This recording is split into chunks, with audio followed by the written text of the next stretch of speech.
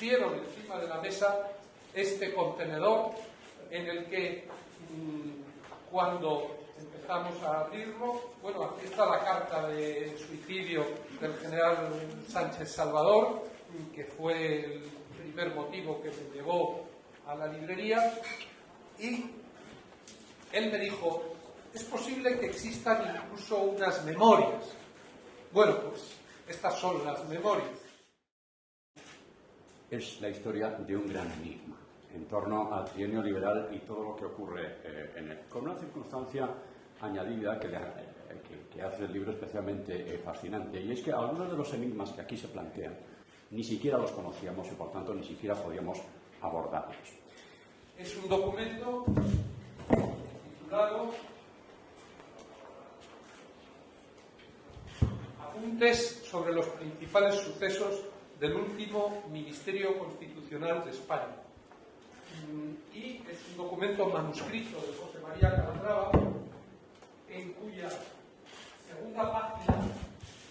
segunda página se relata, ya se advierte y lo firma Calatrava, cómo al salir de Cádiz, al ir a Gibraltar, y ellos se refugiaron luego en Tánger, él se reunió con 3 de sus ministros, completaron estos apuntes con su propia vez, y en los apuntes quedó refundida la versión de los hechos.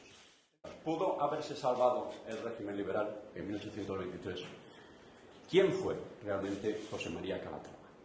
Estas son algunas de las grandes preguntas, unas conocidas, otras ni siquiera nos las hacíamos, por ejemplo, en torno al protagonismo de ese personaje excepcional que es José María Calatrava, que se abordan y se responden de forma muy atractiva, muy bien argumentada y muy sólidamente documentada en este libro.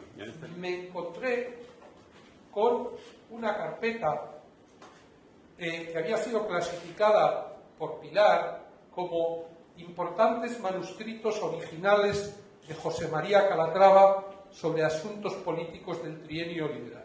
Y ponía debajo, rarísimo. Bueno, y tan rarísimo que este documento, estas notas reservadas resultaron ser, y yo he traído hasta como broma y como guiño hacia la lupa con la que yo tuve que leer estos documentos, que era casi imposible descifrarlos, y cuando fui avanzando en la lectura de los documentos me di cuenta que esto era la trastienda de la memoria. Y es precisamente muy hacia el final de este documento, que como veis, pues realmente está escrito por las dos partes, aprovechando como si fuera un bien escaso el papel. Es al final, en el último de los pliegos de este bloque de notas reservadas, donde Calatrava escribe esto que está transcrito y reproducido en el libro, que dice: he anotado aquí una serie de hechos no suficientemente expresados en los apuntes, dice, y no lo hago para que vean nunca la luz pública, sino para que no se me olvide.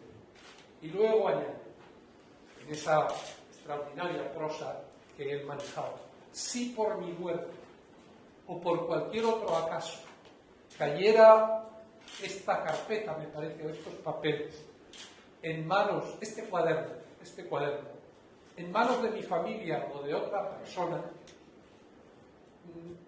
ruego a su probidad que lo recupere en términos que no perjudiquen a nadie. Yo entendí que estaba hablando conmigo. Y, claro, dice, no los escribo para que vean nunca la luz pública. Pero luego él no dice, si cae en manos de otra persona, le ruego que los destruya, le ruego que lo guarde en un cajón. No, le ruego que los recupere en términos que no perjudiquen a nadie. Yo lo entendí como un encargo de realizar un trabajo ecuánime, de presentar esta documentación en el contexto de un relato que incluyera el resto, que se basara en el resto de las fuentes históricas, documentales disponibles en relación al periodo. Yo he puesto muy deliberadamente esta cita maravillosa de Blanco White en el frontispicio del libro. La verdad es que la libertad es una planta que no puede crecer con más rapidez que la que permita la mejora progresiva del terreno.